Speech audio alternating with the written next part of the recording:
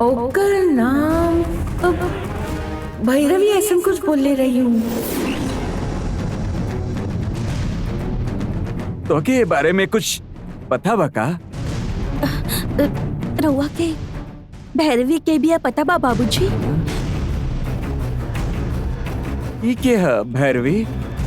ओकरे वजह से इतना मुसीबत आवता? ना ना बाबूजी, रउआ के भैरवी के भी पता बा, बस इतना ही पूछनी हम। हमरा जानकारी में तैसन केहू नहीं खे। जी भैरवी के पता ही नहीं खे, ओकरा वजह से समस्या हो रहल बा, तो ओकरा से रक्षा जानकी दीदी ही कर सकी हैं। ये भैरवी के है और ओकरा बारे में तू काहे पूछ रहल बाड़ू? ओहो अंदर बिया बाबूजी, कहत रहली बाबूजी के अच्छा तरह से जाने ली। ओकरा के हमरा घर के बारे में पता बा बाबूजी, ओकरा बारे में हमके जाने के रहल, यही से पूछनी रउआ से।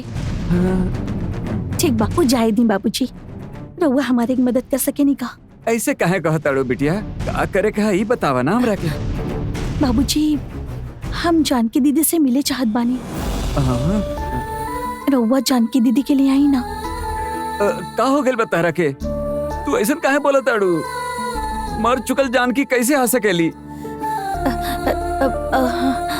तहार गलती ना है, हद से ज्यादा उलझन में पड़ के दिमाग ऐसे नहीं बौखला जाला। बाबूजी हम यहाँ अच्छे से बानी बाबूजी, हम देवसेना से मिले चाहत बानी। देवसेना हमके जानकी दीदी जैसा लागे लिए, ऐसे गलती से हम ऐसा बोल देनी बाबूजी, और कुछ ना। हम देवसेना से जल्दी मिले के चाहता नहीं, अगर हो सके तो ओकरा के लेके आई ना बाबूजी।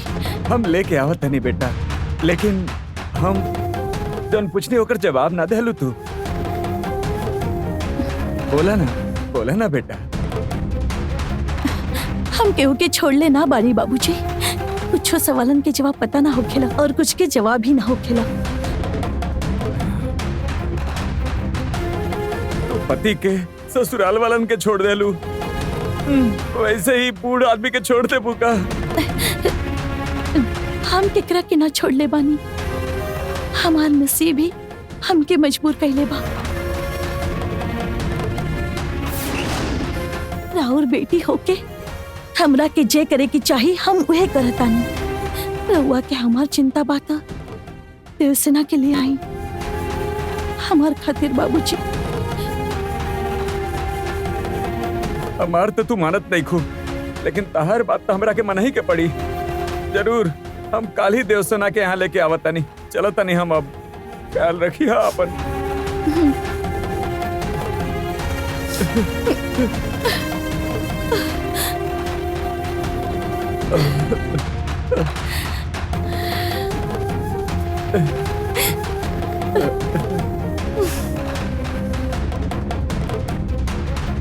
जानकी दीदी भैरवी के नाम के एक खतरा से रउआ ही उनकर के बचा सके नहीं। हम बाहर होती तो आपके बचा सकत रहनी, बाकी मंत्र बंधन में अटके की वजह से हम कुछ ना कर पा रहे बानी। नंदिनी के हर कोशिश के रउआ ही नाकाम कर सकत रहनी, वही तरह भैरवी के सामने भी ढाल बन के रउआ ही खड़ा हो सके नहीं जानकी दीदी। एकर विश्वास बा हमके।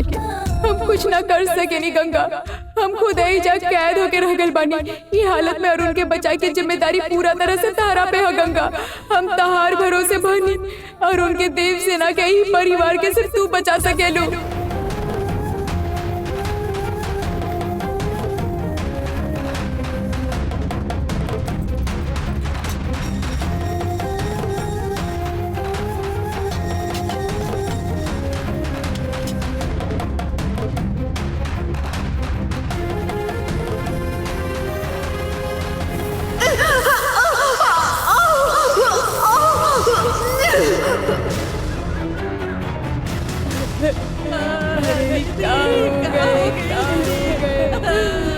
ऐसे कैसे चल गई नहीं आप हमके छोड़ के अरे ऐसे कैसे हो गए हम लोग के हालात करके चल गए। दीदी दीदी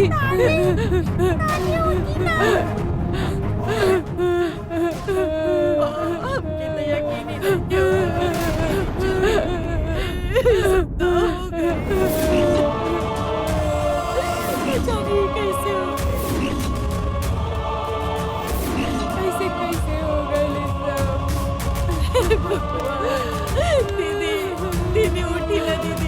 ठीक है तो रानी, अचानक का हो गई?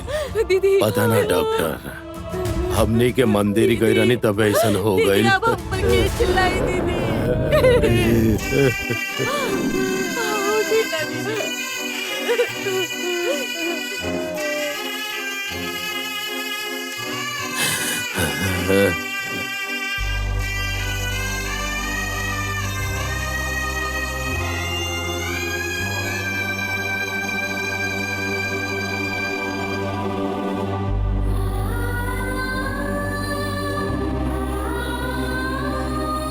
अन्नपूर्णा चल गई नहीं, मन से बहुत अच्छा रहनी, कुछ हो जाए वो आसानी से संभाल लेत रही। आज वो हमने के बीच नहीं की, ये बात पर यकीन नहीं खे हो। वो ख्याल रखी, उनको जिंदगी इतना ही रहे, भगवान उनके आत्मा की शांति दे। ठीक बा, ख्याल रखी। धर्मा, हाँ जीजा जी। हमने सब रिश्तेदार के और दीदी के सबके चाहे वाला के सबके फोन करके ठीक बा बता जीजा दा। जी। और हाँ, डॉक्टर से डेथ सर्टिफिकेट मिले के बाद बाकी के सब चीज की तैयारी ठीक है जीजा जी। मालिक वो सब हम देख लेते हैं।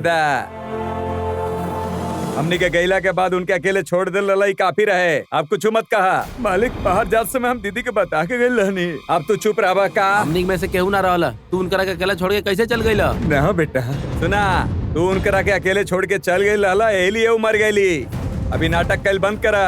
हाँ ए, तो हर जिम्मेदारी पे घर छोड़ के गए रहनी ना हमनी, फिर भी तो के उनकर कोनो चिंता ना रहे। देवी बुआ, रउआ इन पर काहे चिल्लाता नहीं? बाहर गई नहीं होखे, मतलब अपन घर के काम से ही गए होखे। घर के काम खातिर गए होखत तो बोल के जा सकत रहे ना। ई घर के काम खातिर ना, खुद के काम खातिर गए होगी। पूछ रहल बानी ना, तो चुपचाप खड़ा काहे बड़ा? बतावा कहाँ गए रहला तू? गंगा से मिले गए लहरी मालकिन।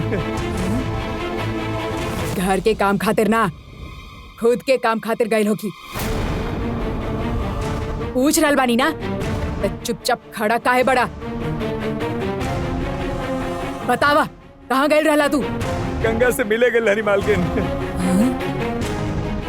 अच्छा, ई घर के इज्जत जे रास्ता पे ले आइल बिया, तू ओकरे से मिले गए रहला? मालिक रउआ लोग बाहर गए रहनी और हमरा हमरे बेटी का याद आवत रहे, इसलिए हम वहाँ चल गए नी। उस समय हमके तनिको भी लागत की दीदी